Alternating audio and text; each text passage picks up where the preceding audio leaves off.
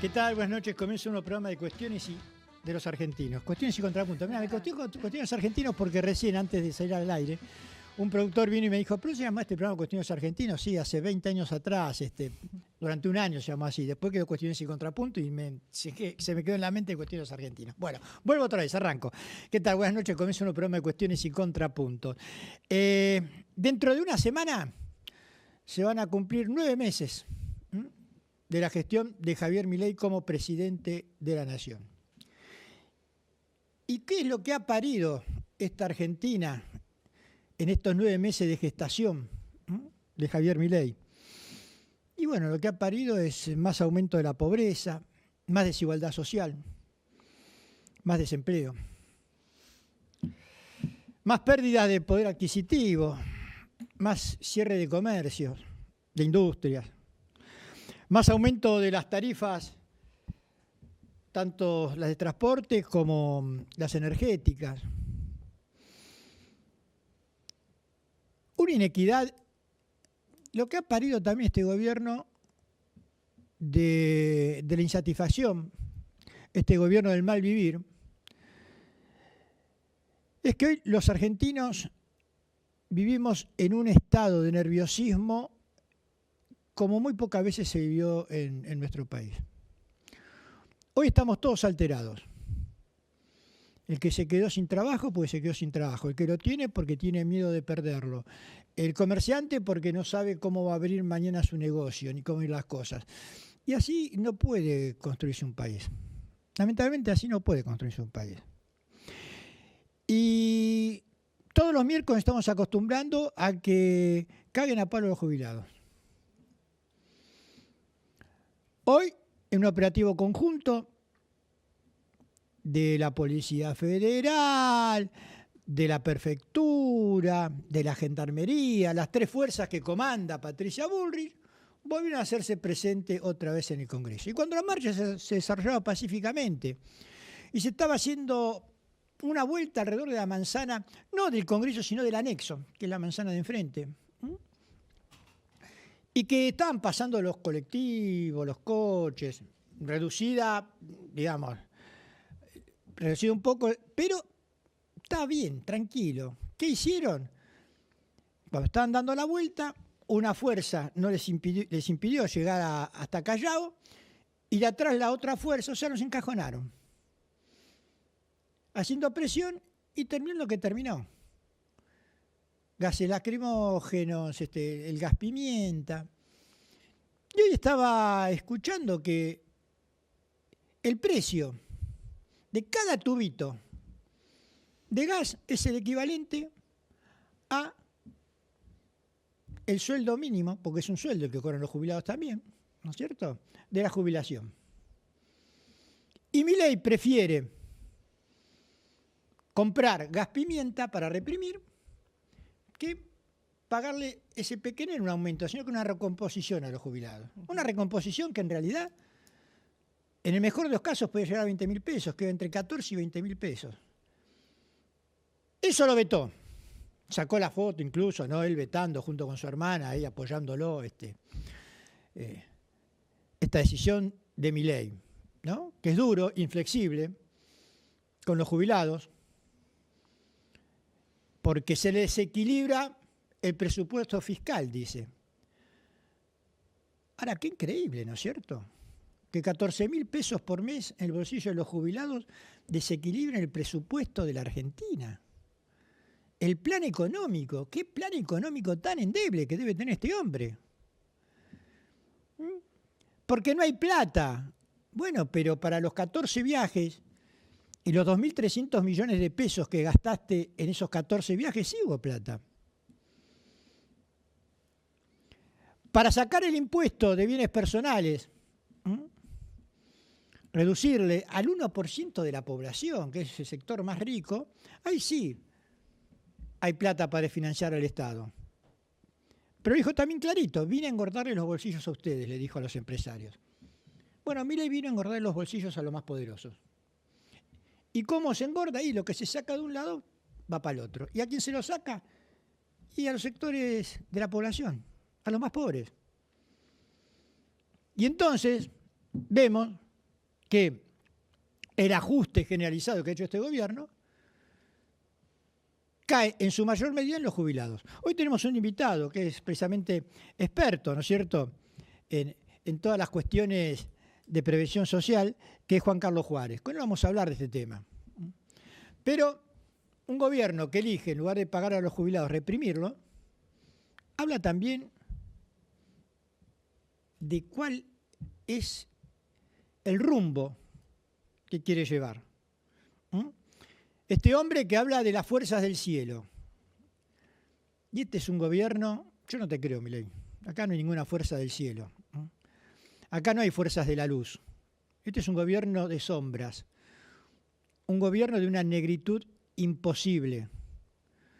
Un gobierno que nos complicó la vida a todos. Y que se ufana, porque lo dicen, y están contentos, diciendo que van por el buen camino. Ese es el buen camino, el que ve usted en la televisión. Ese es el camino que nos espera a nosotros.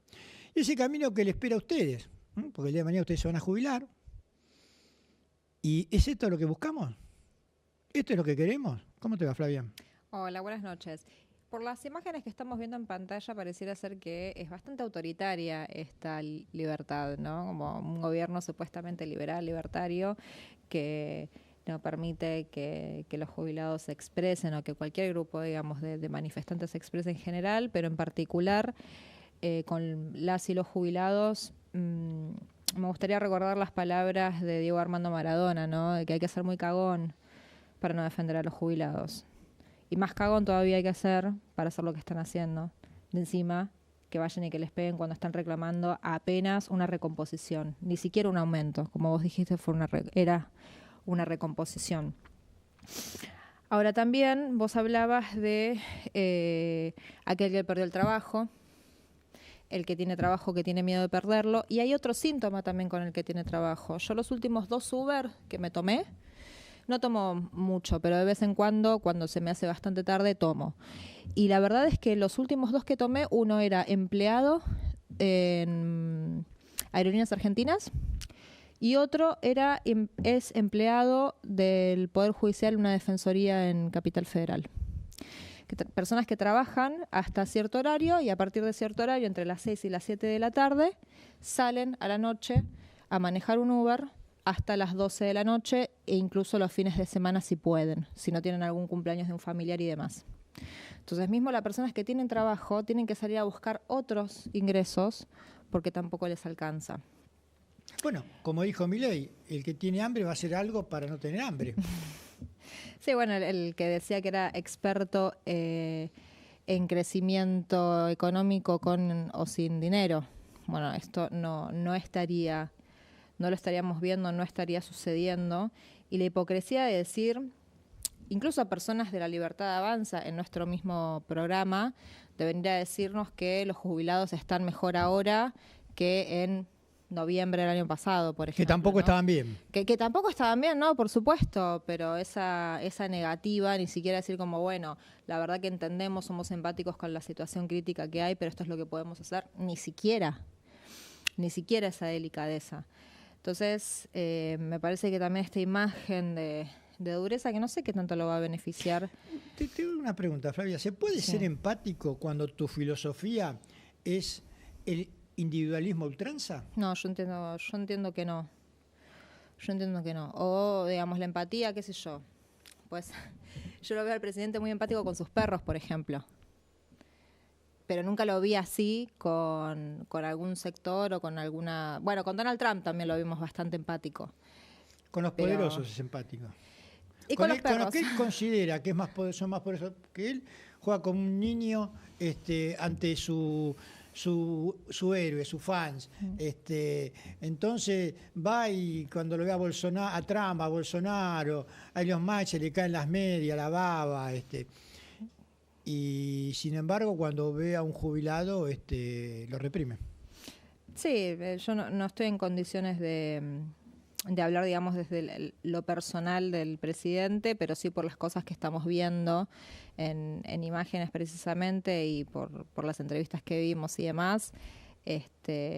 La verdad que plantearse desde ese liberalismo desde ese individualismo, que además no es cierto. Además no es cierto. Pero bueno. Sí, porque en realidad hablan de la no injerencia del Estado en algunas cosas. En las otras, el Estado tiene una injerencia total, ¿no es bueno, cierto? esto que estamos viendo es la injerencia del Estado también, digamos, ¿no? Poner a las fuerzas de seguridad a pegarle a jubilados que están reclamando una recomposición de 20.000 pesos. Es terrible. O sea, eso es la injerencia del Estado también. El tema es en qué va a ingerir el Estado y en qué cosas no. Y es una política bastante clara, bastante marcada, ab initio. Me parece que tampoco es que Milei esté haciendo algo que no dijera que iba a hacer. Sí, está haciendo algo que no dijera que iba a hacer. Él dijo que el ajuste le iba a pagar la casta. Salvo que queramos que los jubilados sean la casta. Salvo que creamos que el laburante es la casta. Bueno, él nunca definió tampoco qué era la casta, ¿eh? La política. Pero metía... También dijo que Patricia Bullrich era una asesina de niños de jardín de infantes. Me parece que también el discurso de la casta fue más un discurso de management que con una intención o con un tipo, digamos, específico, un enemigo marcado, ¿no? Como me parece que fue más marketing que otra cosa. Nunca explicó tampoco qué es la casta. Que habían metido también incluso a Mauricio Macri dentro de la casta. Y había dicho cualquier cosa de Caputo, ahora está Caputo ahí, digamos. No... Sí, también en campaña había dicho que las tarifas iban a tener precio internacional, pero antes de recomendar las tarifas, el salario iba a recuperar su poder adquisitivo. Que estén tranquilos los trabajadores. Y bueno, y eso no ha ocurrido. Nos vamos a un corte, Flavia, y estamos ya con nuestro primer invitado de hoy. Así es, y le recordamos también a nuestra audiencia que nos pueden dejar sus mensajes con sus opiniones, sus preguntas y demás al 11 6 517 6612. Como ven, el número de WhatsApp en pantalla. Por favor, escríbanos, no nos llamen ni nos dejen mensajes de audio porque estamos en vivo. O bien a nuestra red de Instagram, @cuestiones.tv. Y ahora sí, nos vamos a un corte y ya volvemos.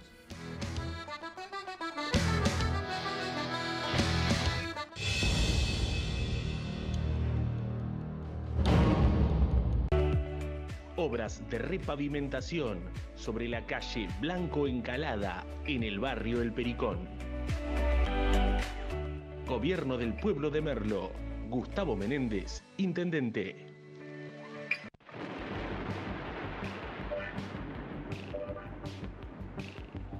El auto que estás buscando está en Juan Manuel Automotores.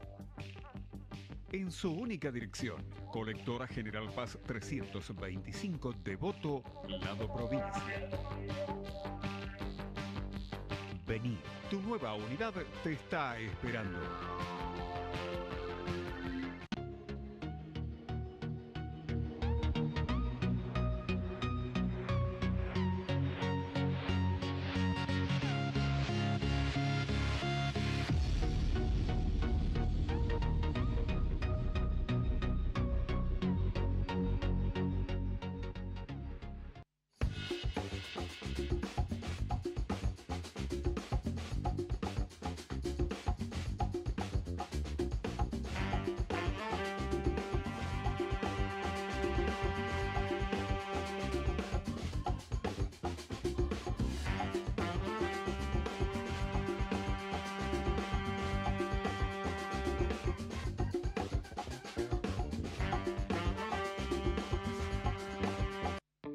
Seguinos en nuestras redes sociales y entérate de todas las actividades legislativas.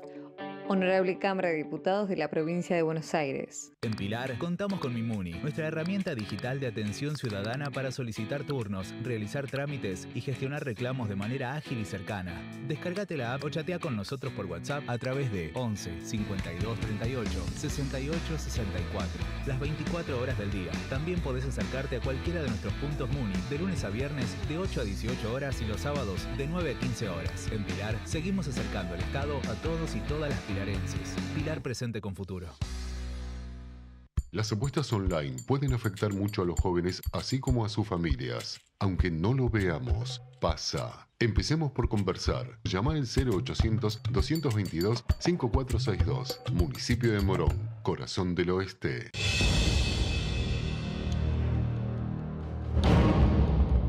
Y continuamos aquí en Cuestiones y Contrapuntos. Y antes de ir a nuestro primer invitado de hoy, a Juan Carlos Juárez, experto en seguridad social, vamos a un consejo que nos va a dar Flavia. Así es, como cada miércoles les vengo a recomendar que vayan a OSDEPIM.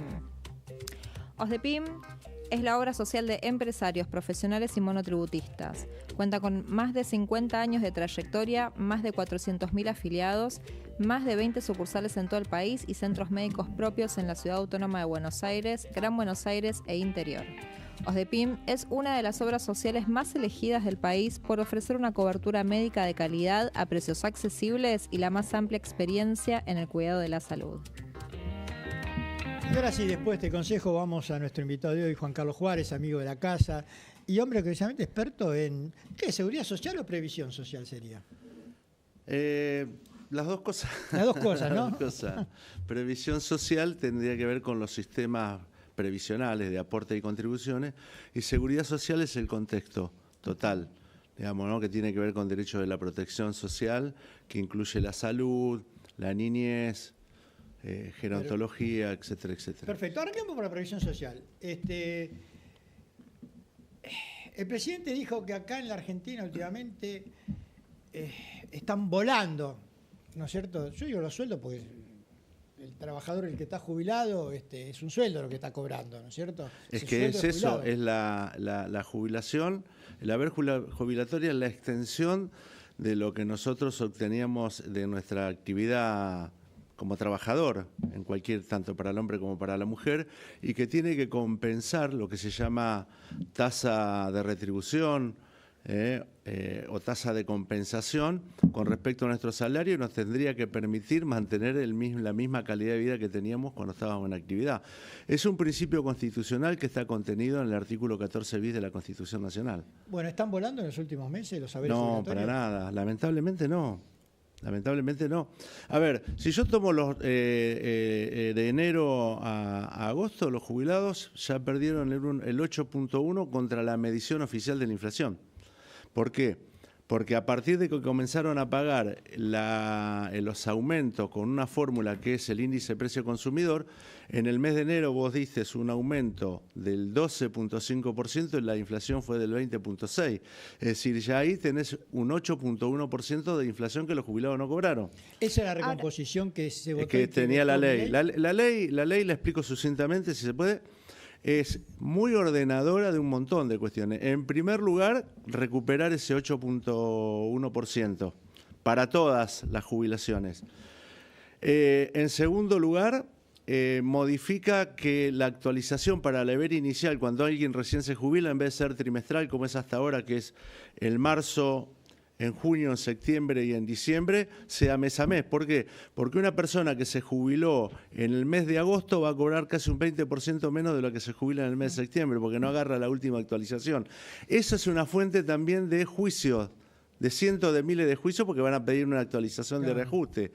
Lo otro que ordena la ley, que es muy importante también, es el hecho de que una vez al año, en el mes de marzo, vos tomes los parámetros de cómo fue el índice de precio consumidor y cómo fueron los aumentos de los salarios, porque vos tenés que tener en cuenta el aumento de los salarios. ¿Por qué? Porque la jubilación es una compensación de lo que vos ganabas en actividad, y si ese aumento de salario estable fue superior a la inflación, la ley te ordena a que vos pagues esa diferencia. ¿Qué es lo que evita? Cientos de miles de juicios otra vez. Sí, porque quien pierde eso pide un reajuste y es correcto.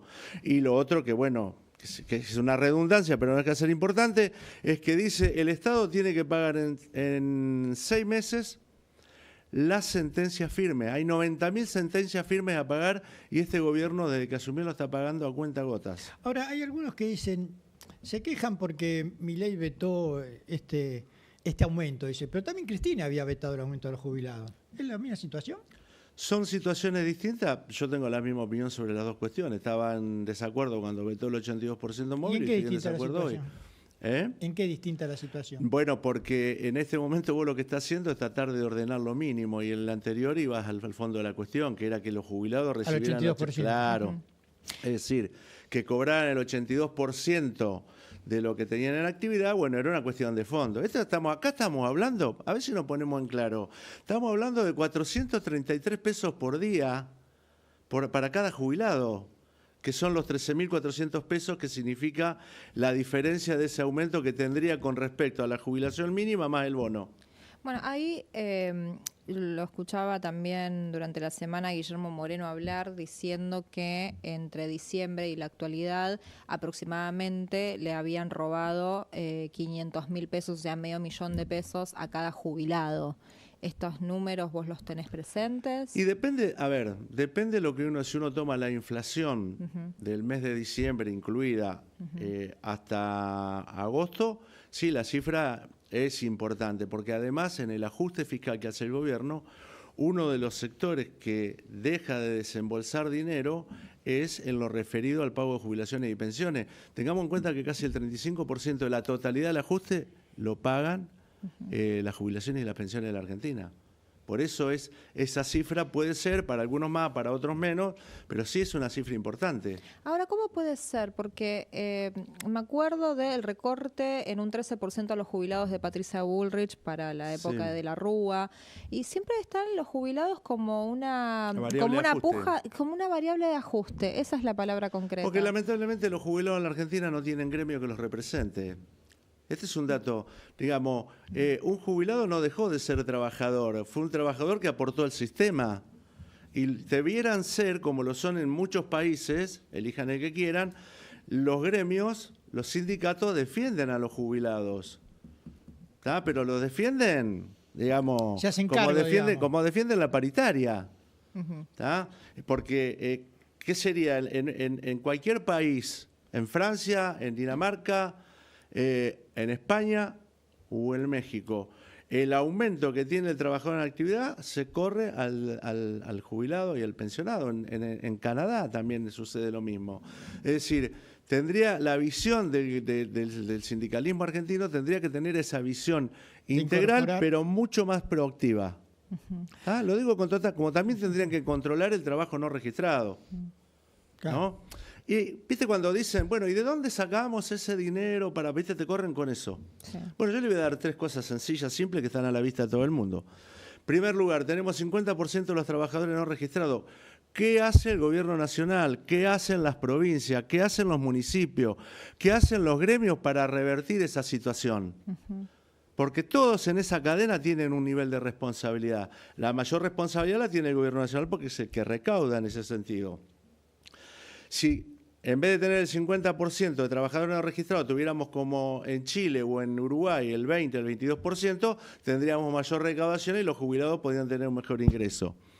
La otra cuestión, en la Argentina como en el mundo, la jubilación no solo se paga con lo que aporta el trabajador y las contribuciones que hace la patronal, tiene una componente de fiscalidad que es casi el 40%.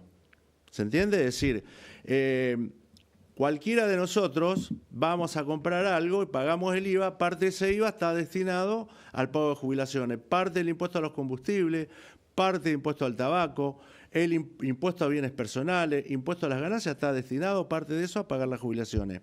Lo otro, tenemos 43% de la economía en la Argentina o más en negro.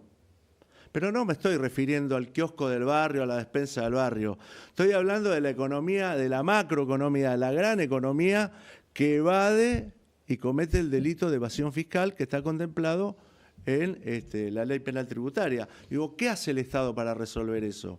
¿Qué hicieron los distintos gobiernos hasta hoy para resolver eso? Bueno, ahí tenés una fuente de ingresos muy importante para recuperar y que los jubilados puedan cobrar mejor. Y te voy a tirar otra, que no la dice nadie, muy curioso, no la dice ningún diputado de la oposición, senador de la oposición y del oficialismo. Nadie. Tampoco he escuchado periodistas, por ahí ustedes lo escucharon, yo no lo he escuchado. Los argentinos que tienen bienes inmuebles rurales en el exterior no pagan bienes personales. Y cualquiera de nosotros, tampoco lo pagan acá en la Argentina, pero cualquiera de nosotros tenemos que pagar por tener una casa y un auto, por ejemplo. Estamos sujetos como pasibles para pagar bienes personales. Es decir, cuando preguntan, bueno, ahí le señalé al presidente, a sus ministros, a todos de dónde podrían obtenerse los fondos para pagar esto, que dice que destruiría un programa económico. La verdad que si por pagarle 433 pesos a los jubilados por día, distribuir un plan económico, bueno, el plan económico es muy precario, es muy endeble, pero no pagarle eso a los jubilados, lo que hacemos es profundizar aún más su situación de precariedad y de vulnerabilidad social. Ahora, Juan Carlos, hay quienes sostienen que, por ejemplo, uno de los problemas de la Argentina, por eso los jubilados cobran tan poco, es que alegremente el gobierno anterior jubiló a gente que nunca había aportado, y que eso desfinanció las cajas. ¿Es así? A ver, pero hay que preguntarse por qué no aportaron. ¿Que vamos a cortar la cadena por el eslabón más débil? No aportaron porque el Estado y los gobiernos no cumplieron su rol de que esas personas, hombres y mujeres que trabajaron durante toda su vida, nunca les hicieron un aporte. Y además quiero decirle que como el sistema no es solo de aporte y contribuciones, vuelvo a repetirlo, es también fiscal, impuestos pagamos todos de manera directa o indirecta, tienen un derecho, una creencia, ¿no? Porque durante su vida activa pagaron el IVA, impuesto. Y vos pagás impuestos para el que cobra la jubilación hizo aporte y para el que no hizo aportes también. Y como diría el doctor Raúl Alfonsín, el que menos tiene un crédito social a su favor contra quien más tiene. Y esto es así, podrá gustarle o no, pero es un dato de la realidad que tiene que ver con la protección social. Lo otro es abandonar a nuestro semejante a la buena suerte. Sí, y eso no es una función que el Estado puede obviar. Sí, hacia la solidaridad del sistema mismo, ¿no? Exactamente. Yo ahí te quiero llevar un poco más para el futuro, ¿no? ¿Qué está pasando con la tasa de natalidad y cómo esto va a impactar? Bueno, la tasa de natalidad en la Argentina y en el mundo, en la Argentina cayó más de un 30%, con lo cual tiró por el piso el famoso discurso de que por la asignación universal por hijo iba a haber mamá que querían tener más hijos. No, le doy una noticia, no, más del 30% decidió no tener hijos. Entonces, esa tasa de natalidad que baja como contraposición contra la mayor esperanza de vida, hace que un jubilado o un pensionado viva más años, haya que pagarle más tiempo, pero como contrapartida tenemos que ahí va a haber menos aportantes. A eso tenés que sumarle, agrego a esto que es muy importante que preguntabas, tenemos que sumarle que el gran avance tecnológico, la digitalización y la inteligencia artificial van a destruir millones de puestos de trabajo en el mundo. Todo lo que tiene que ver con la seguridad social tuvo tres etapas, tiene tres etapas. La primera fue la de los seguros sociales, hasta la República de Weimar, o hasta el constitucionalismo mexicano. A partir de ahí, vos tenés lo que es la seguridad social como la conocemos nosotros. Pero el mundo que viene, que va a ser de protección social, va a haber gente, y no me estoy equivocando ni estoy diciendo una locura, a la que va a tener que sostenerla el conjunto del Estado porque no va a tener un trabajo productivo para hacer. Porque van a desaparecer muchos oficios y profesiones en el mundo. Y basta con leer los informes de la CEPAL, del Banco Mundial, del Fondo Monetario, de la Unión Europea. Agarren el informe que más les guste. Y frente a ese posible escenario, digamos, ¿vos verías con buenos ojos esto que se está hablando últimamente de una renta universal? Es que a eso vamos. La protección social es una red universal, no focalizada. Es necesario, por eso no tiene sentido tener como sistema central, como algunos creen, un sistema de seguro de retiro o volver a las AFJP, que ya fracasaron rotundamente y fue una estafa fenomenal en la Argentina y en distintos países del mundo. Es decir, el Estado juega un papel central, pero tiene que ver también con la solidaridad, con la empatía, con la visión de que vivimos en un contexto colectivo. Yo recomendaría, hay un libro que es muy interesante, que se llama La era del individuo tirano, que es de un filósofo francés, que es Éric Sadin. Se los recomiendo. Nos va a abrir mucho la cabeza y nos va a poner en contexto de lo que vivimos y de lo que se va a vivir en un futuro no muy lejano. Ahora, precisamente en esto que estabas hablando, uno también se da cuenta que hay una batalla cultural, ¿no es cierto?, en cuanto a esta cuestión. Porque uno observa esto, ¿dónde vamos a sacar la plata? ¿Cómo se va a jubilar si no trabajó toda la vida? O sea, el individualismo llevado a ultranza, ¿no? Como que con la nuestra, ¿por qué le voy a pagar a uno que nunca aportó? A ver, yo quiero señalar algo. Seguramente habrá alguien que no trabajó nunca. Puede ser que lo haya, ¿no? La verdad tampoco me voy a poner a buscarlo. Son raros, es raro, ¿no? Pasar por la vida sin trabajar. Vamos a darle la derecha a esos filósofos que hoy están en tantos medios, ¿no? Con ese pensamiento tan profundo. Yo lo que quiero señalar es algo. Yo trabajo en esto, no es que me la cuentan.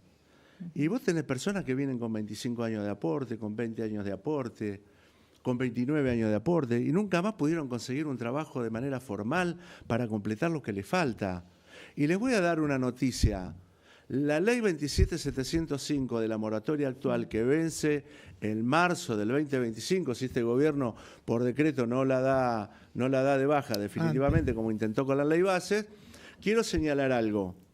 Hoy una persona que puede pagar como máximo 26, 27 años, tiene que pagar casi 8 millones de pesos. 8 millones de pesos. No estamos hablando de que se va a jubilar pagando si no aportó nunca. Lo que sí invito es a reflexionar que sí podemos poner un punto de base de protección social y a partir de ahí tenemos que revalorizar de acuerdo a la cantidad de años que vos lograste acreditar con aportes efectivos. Pero tiene que haber un piso, un umbral mínimo, digno, y a partir de ahí sí podemos mirar lo otro, no al revés. No por el contrario, que si no completaste no tenés nada. Es al revés la cuestión. Pero es un tema para analizar, requiere un amplio consenso que parece que hoy, si no pateas todo, no se puede hacer nada.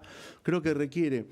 Y la ley esta que hace una pequeña reforma previsional, sobre todo en lo que tiene que ver con la cuestión de aportes y que tiene que ver con la fórmula de movilidad jubilatoria, logró un gran consenso en el Congreso de la Nación, un amplio consenso. Superó ampliamente en el Senado los 2/3, en diputados estuvo muy cerca de los 2/3. Creo que ahí hubo un trabajo muy importante del Congreso de la Nación, muy importante. Y me parece que tiene que insistir el Congreso, debe insistir el Congreso de la Nación con esa ley, porque es una ley importante que le ordena y le resuelve el problema a este gobierno y a los gobiernos que vengan. Sí, en principio le saca un foco de conflicto que no es menor, ¿no es cierto? O sea, va a ver, yo te aclaro, hoy una persona que se jubila, 60 días pide el detalle del beneficio para iniciar un juicio y lo gana. Y lo gana porque le liquidan mal. Porque le pagan mal. No importa, después te va a llevar 5 o 7 años para cobrarlo, pero se lo ganás. Sí, la verdad que uno ve también, particularmente con los jubilados, que no solamente también es la cuestión de las jubilaciones en sí, sino también las cuestiones de la salud, ¿no? A mí, yo también soy abogada y también desde diciembre hasta la actualidad, me están cayendo varias consultas, por eso te preguntaba lo de la pensión por discapacidad, justamente de personas que no están pudiendo pagar la prepaga, ya hace más de 10 años que estaban en esa prepaga, y cuál es el tipo de salud que se le da a los jubilados. Pero además van perdiendo. El PAMI ha tomado una decisión donde sacó del Vademecum 1/3 de los medicamentos que tenían el 100% de descuento. Es terrible esa situación, porque no es que sacaron un medicamento... Claro, lo puso de venta libre y ahí salió... No, pero a ver, son medicamentos para el tratamiento del dolor, por ejemplo. Para el tema de la tiroides, no estamos hablando de cosas simples. Y además, hasta antes de esta medida que tomó el PAMI, si vos gastabas más de un 5% en los medicamentos que consumías, tenías una cobertura. Ahora tenés que tener más del 15%. Es decir, ganás menos y te corren la llegada para poder obtener el medicamento sin cargo. A ver si nos entendemos en esta cuestión. Y Argentina, a pesar de las dificultades que tienen los adultos mayores, etcétera, seguimos siendo, en el contexto de Latinoamérica, todavía es un país que damos una cobertura muy importante. Sí. Y yo no es que digo, no, no quiero ser como tal país. Yo quiero que tal país, no voy a mencionar a ninguno, que tal país se parezca más a nosotros. Quiero trabajar para eso, no al revés. Es ¿Se que entiende? contra toda la política que hay de vaciamiento del Estado, el argentino tiene conciencia del Estado, tiene conciencia de una salud pública, tiene conciencia de una escuela pública, de una universidad pública, de una jubilación. O sea que la está pasando mal. Por eso, a pesar todo de lo todo está pasando esto, mal, digamos, todos los indicadores que vos ves de salud, de educación, todo está cada vez peor y no estaría viendo una... Y no se enoje, presidente, ministro, no se enoje. ¿Sabe qué bueno que haya gente que le diga las cosas que no están funcionando bien? Tienen que agradecerlo. Porque te está poniendo ahí una señal de alerta. A ver si quiere que acá, en lo personal y la cantidad de gente, de personas que conozco, queremos vivir mejor. Pero para eso tenemos que señalar lo que vemos que no funciona en la realidad, en lo cotidiano. Juan Carlos, ¿cuál es el porcentaje en nuestro país de jubilados? ¿El porcentaje? De la población, sí. No, la cobertura en la Argentina supera el 95%. ¿Y qué porcentaje de población está jubilada en la Argentina? No, casi el 95%. No, está bien, no. Digo, del total de habitantes que hay en este país. Bueno, que son casi el 17%. Casi el 17%. Mayores, claro. O sea que Tengan en cuenta algo, en el 2050 en el mundo el 25% de los habitantes van a ser adultos mayores. Bueno, creo que... A ver, ¿se entiende lo que estamos hablando? Sí, se entiende lo que estamos hablando. Te hago otra pregunta. Dado que ese 17% que se va a incrementar, ¿la política está mirando esto? Digo, ¿está mirando esto para darle solución a estas cuestiones? Yo, mira, he estado hablando con diputados por el tema de la insistencia para que... ¿Estás asesorando en el Congreso a algunos diputados? Asesoro, digamos, no oficialmente, sino porque me interesa el tema, porque soy un tipo de la política también, ¿no? Ahora, en este tiempo que a todo el mundo le gusta decir que no son políticos, no, yo soy político. Hace 42 años que hago política, pero también laburo, como laburé toda mi vida. ¿Está? Entonces, asesoro. Anoche estuve hablando con Florencio Randazzo, por ejemplo, el tema. Me dijo, está compleja la situación, me dice, pero estamos trabajando para construir. Lo escuché hoy, Daniel Arroyo, en una radio muy importante, hablaba de que, bueno, que se estaba muy cerca. Después me preguntaron a mí, sí, digo, más allá de un deseo, uno habla, explica.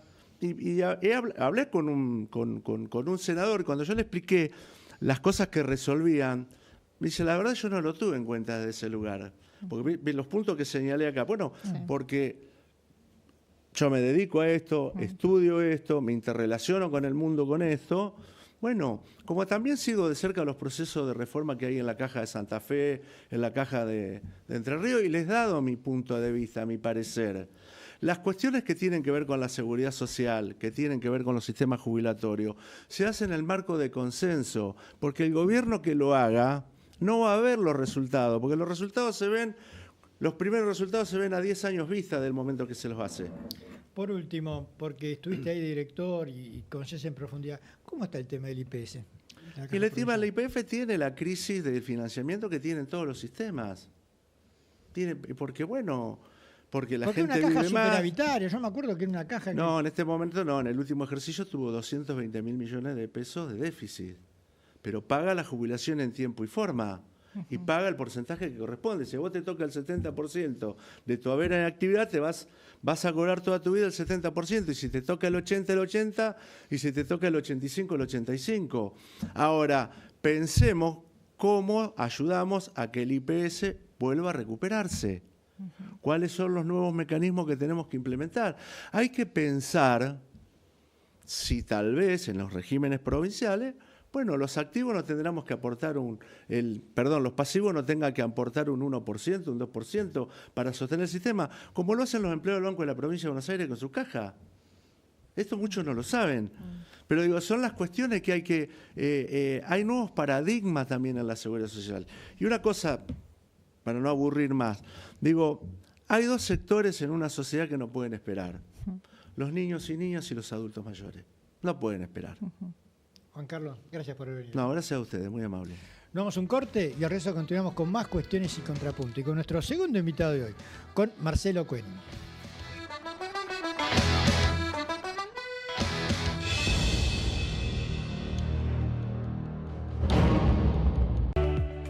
Obras de repavimentación sobre la calle Blanco Encalada en el barrio El Pericón. Gobierno del Pueblo de Merlo. Gustavo Menéndez, Intendente.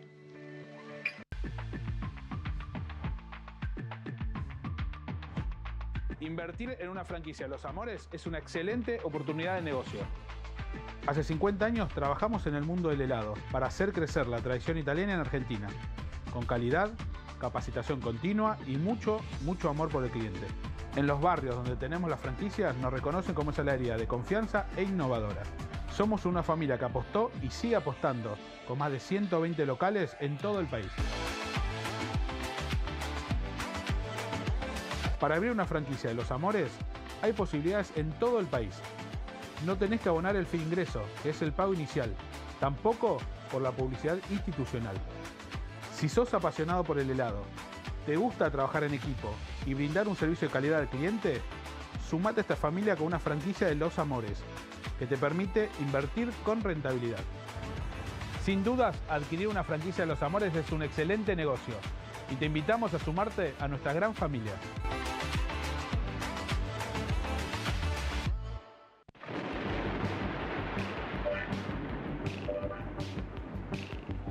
El auto que estás buscando está en Juan Manuel Automotores.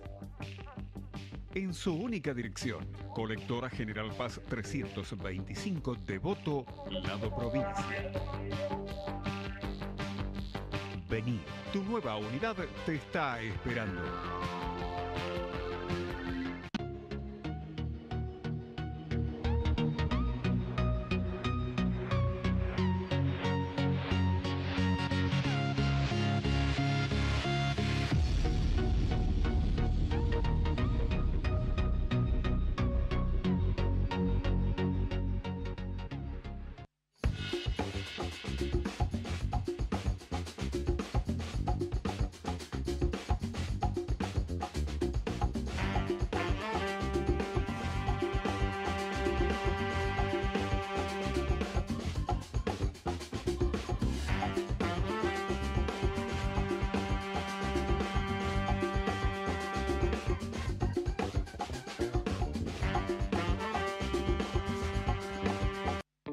Seguinos en nuestras redes sociales y entérate de todas las actividades legislativas.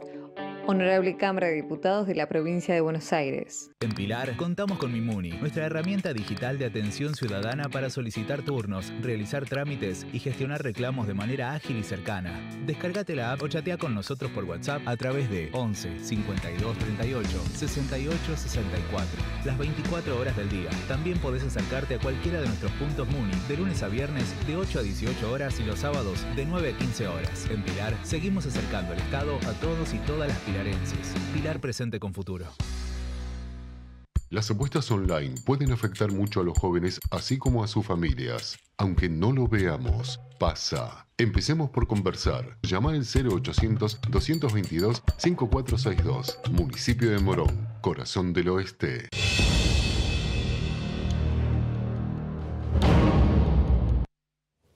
Bueno, y ahora continuamos aquí en Cuestiones y Contrapunto. Estamos con nuestro segundo invitado de hoy, Marcelo Koenig. Pero antes de ir a él, vamos a un consejito que nos va a dar Flavia.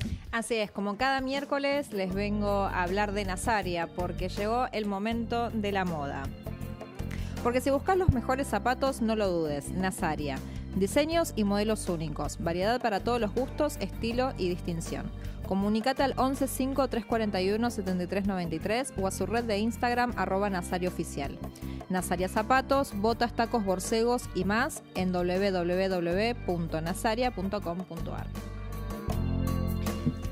Bueno, y así estamos con Marcelo Koenig, amigo de la casa, y es nuestro segundo invitado de hoy. Gracias por estar acá, Marcelo. No, por favor, gracias a ustedes por la invitación. La semana pasada vimos una imagen que creíamos que no se iba a volver a dar nunca en la Argentina, que es fuerzas policiales dentro de una universidad. En este caso fue la Universidad de las Madres de Plaza de Mayo. ¿Por qué ocurrió esto? Es tremendo eso, ¿no? Esas imágenes uno no puede dejar que lo remitan a julio de 1966, la noche de los bastones largos, la represión policial, la policía irrumpiendo y violando la autonomía universitaria. Esto es así porque este gobierno, que es un gobierno absolutamente insensible para las cuestiones populares, que vemos que, como toda respuesta a cualquier reclamo popular, tiene a mano la represión, como vimos hoy, que con gases lacrimógenos que salen más que una jubilación mínima, reprime a los jubilados negándole un miserable aumento que le otorgó el Congreso. Claramente este gobierno negacionista que manda a sus diputados a ver a los genocidas y que además tiene un plan de liberación de genocidas, toma la Universidad Nacional de Madres de Plaza de Mayo como un botín de guerra. Y en este sentido designó absolutamente en forma ilegal. Primero lo que hizo es tratar de anular una ley del Congreso mediante un decreto diciendo que esas 5 universidades que se habían creado por el Congreso en el 2023 no iban a empezar a funcionar, pero el problema que tenía en particular con la de las madres es que ya viene funcionando hace más de 20 años. Entonces seguimos haciendo lo que los profesores sabemos hacer, que es enseñar, y lo que los estudiantes saben hacer, que es estudiar.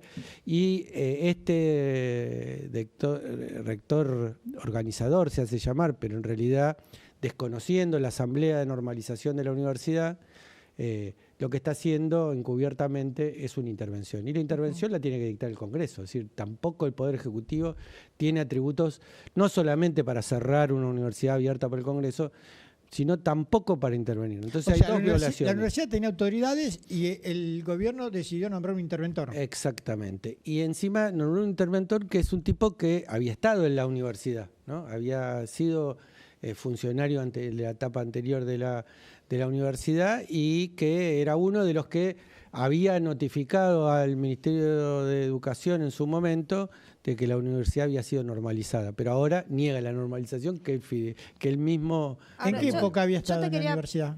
Y hace más o menos un año él estuvo en la universidad y llegó hasta diciembre de este año, cuando se hizo la normalización, se designó una rectora, la asamblea universitaria, con representantes en la asamblea elegidos democráticamente por los distintos claustros, y se designó a una que tenía que ver con él, que se llamaba Patzer, y después comprobamos que no tenía los requisitos para ser rectora de una universidad, porque para ser rector de una universidad pública tenía que tener un título de una universidad pública, y ella no lo tenía.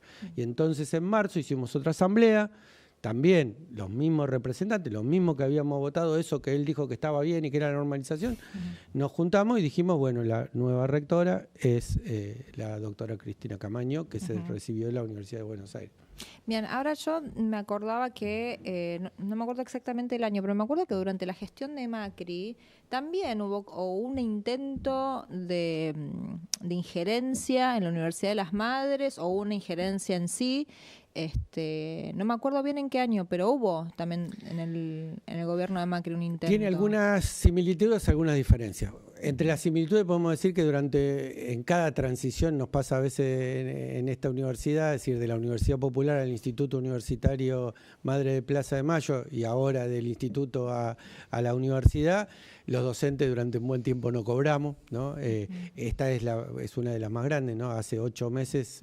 en realidad desde diciembre que no cobramos absolutamente nada, ni los docentes ni los no docentes, sin embargo seguimos dando clases, y tiene algunas diferencias. En aquel momento, como la universidad por la ley del Congreso había sido designada instituto universitario dependiente de Justicia, y entonces Justicia podía nombrar un rector organizador, que es lo que hizo, a un juez de la capital, un tipo del riñón del macrismo, llamado Buján, y lo que intentó hacer infructuosamente, porque esta es una universidad que está acostumbrada a la pelea, ¿no? Es una universidad fundada por Eve de Bonafini.